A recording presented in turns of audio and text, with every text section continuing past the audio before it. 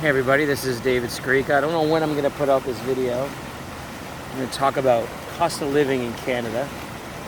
I'll put a chart up. So this is our stock chart of the day. I'm putting something up on the LQD on Sunday.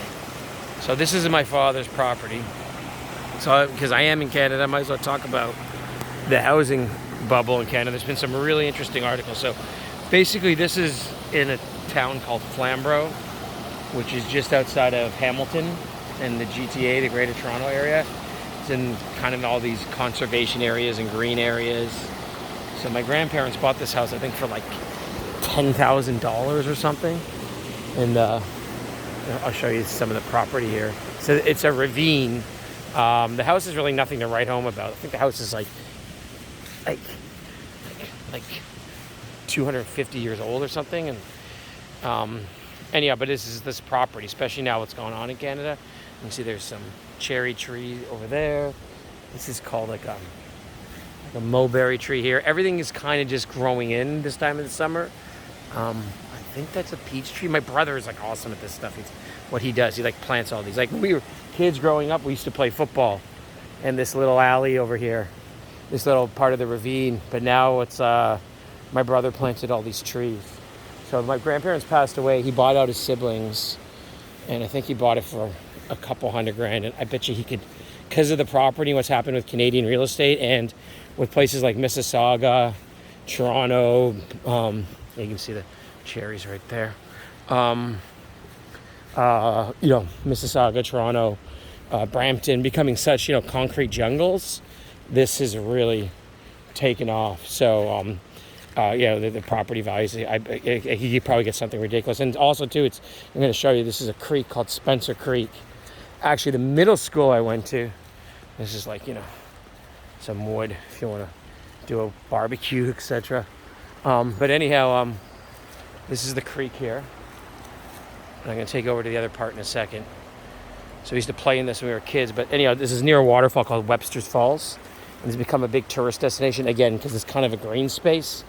And these other places, like Brampton and Mississauga, when I grew up in the 80s, were just like little tiny towns. It's kind of falling apart. This is something my grandfather built. He did his little barbecues down here. They did pretty good for poor immigrants. My grandmother from Austria, my grandfather from Yugoslavia. That's where my name is, Skarika. And we used to have a lot of fun. We used to play in this little ravine area, play football, me and my cousins. If I told you, we had pretty big imaginations. Kids, I guess, don't have that now because of video games. We actually made up football leagues, and kept stats, and it was a lot of fun, Anyhow, so this here we call Skarika Falls. You can see it. It's really actually almost really far out of the picture now. It used to be like here, and all the erosion, and this is really high right now. I guess they've gotten a lot of rain here. That's why everything's so lush and green. So anyhow, people come here, they go to these waterfalls, they go to these green areas. So that's really inflated the prices in this area. I think Flamborough, it's the name of the town, is now one of the most expensive areas because you can get places like this. This is about an acre in land. Of course, and a lot of the land is down here in this ravine. So, and my grandfather did all this. This little kind of wall you see here. He did all this, and every summer he'd come down here. I remember we used to help him, So, so Canadian real estate is all like my dad, again, bought this for nothing. He's a judge. He makes very good money. And he's basically got the place paid off. But in Canada now, there's some really fascinating things going on. Like there are recent articles that 1 in every 4 Canadians can barely pay their bills. And then there was another article I was reading, which I'll post, is that I'll post a picture of Canadian housing prices. That's kind of my stock chart of the day. I guess I'll put this out Monday.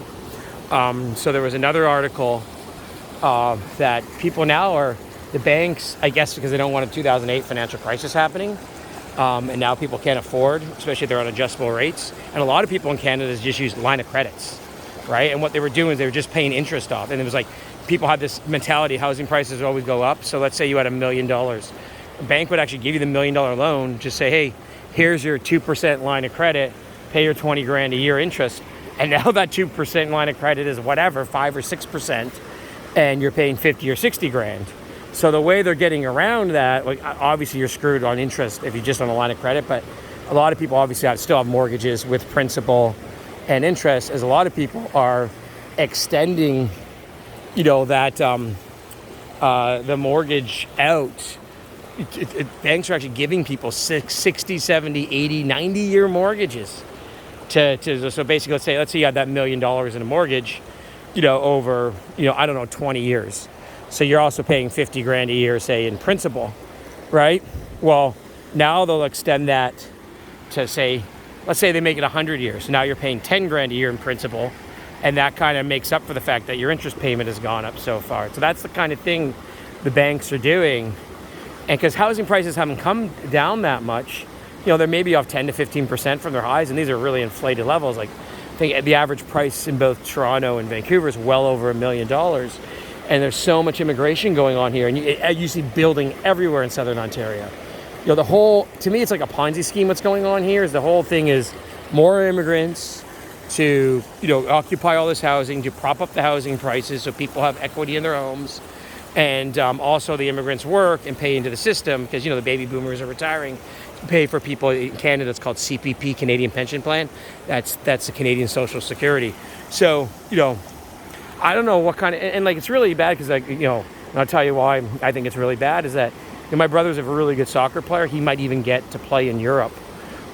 He plays for Hamilton United, which right now, under 15, which is the top under 15 team in the province right now. And I just look at these kids on the team and I'm just like, they're nice kids, they're hardworking kids. And I'm like, how the hell are they going to afford anything? Every house is $1 million. Now interest is higher. These interest rates are, they may come down a bit in the next few years, but probably not going to be much lower than they are now. I just don't know what kind of future there is. And, people like my grandparents on both sides came to North America for more opportunity. And I think a lot of kids in North America, both the United States and Canada, where you've got this high cost of living. And I've seen these articles on a lot of Americans moving to places like Mexico City or just Mexico in general, even with the crime problems there, because the standard of living is higher because, in Mexico for $2,000 a month, you live like a king, where, here, a little 1 or 2 bedroom apartment is going to cost you $2,000 a month. So I think you could see a lot of that going forward. But anyway, I guess my stock chart of the day will be Canadian housing prices. And then I'll put a link to these couple of these things on the website below this video. But I just thought I'd show you where I grew up. It's a little different than the Bahamas, that's for sure. I still rather be in the Bahamas. It's a real like, this is beautiful here, and you're seeing this in the summer, the best time. But it's become a real rat race. Like these little towns where I grew up in were very small. Hamilton is a town of 500,000-600,000 people. It was never that big of a rat race. It was like, not a lot of traffic. But now just everything has grown up. And because Toronto boomed so much, all of that wealth or whatever, that boom trickled down. And then Hamilton prices boomed. So, and Hamilton to me geographically is much nicer than Toronto. It's got the escarpment. It's got these waterfall areas. So I don't, I guess because it was a steel town that then the steel industry kind of imploded.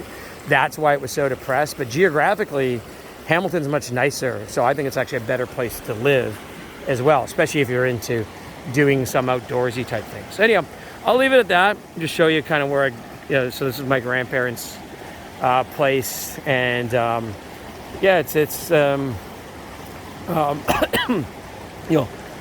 just real interesting to see what's happened. And I don't really know what the future holds here because when you see people doing 80, 90-year mortgages, 1 in 4 people can't pay their bills. My dad is buying a new car. He's got this old Mustang that's completely starting to fall apart. He's pretty frugal, my dad. And he basically, is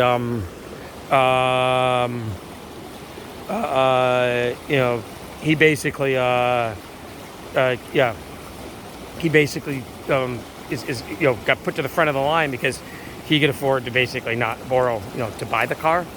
And, everyone else, again, is leasing and doing car loans. And I've seen their interest rates and the monthly payments. You add that on, to, what's going on.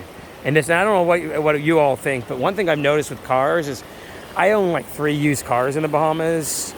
I didn't pay more than 15 grand either for any of them because, down an expensive car on that island to live on doesn't make much sense because of the salt and all these things destroy things.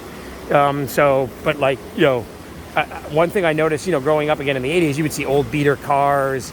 My uncle was like a mechanic geek, and he would like, buy a car for $1,000 or $500 and fix it up and that sort of thing. And it's like, you don't see that anymore. Everything now is like the cars, or even if they're just, Toyota Camrys or whatever, basic cars, they're always probably, within 5 to 7 years old. They're always probably on a lease. They're all pretty new. They all look nice.